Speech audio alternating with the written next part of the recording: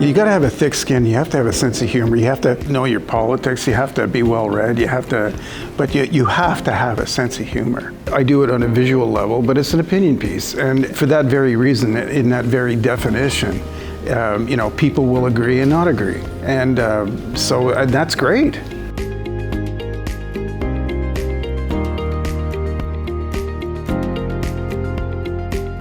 You have basically about 5 seconds to grab somebody, and you're trying to say something.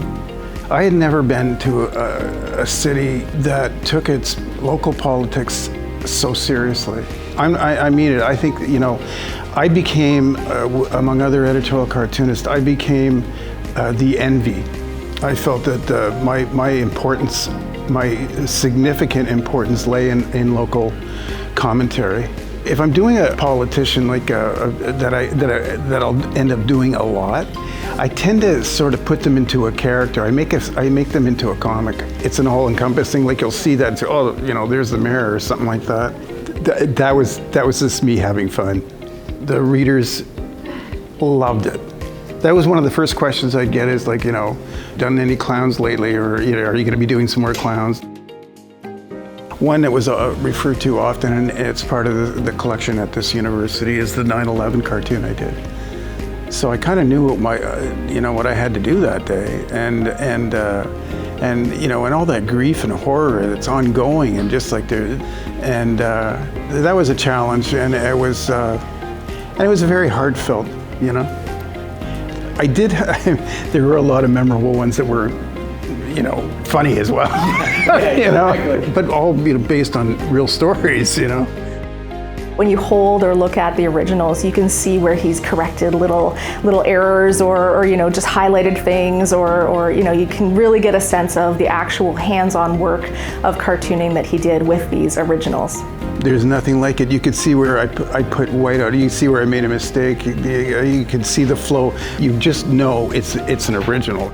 The physical ones, we put them in acid-free folders, acid-free boxes, and store them in a climate-controlled vault. So as long as we're doing all of those things, they will last for several hundred years with very little difficulty.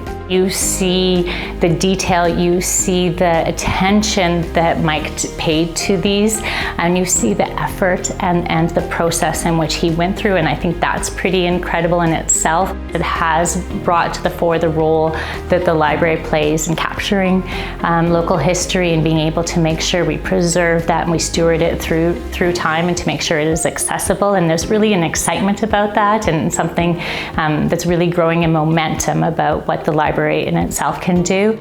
So this whole process started in 2011. I wanted it to go somewhere that really wanted it, and this university is the city that I worked in.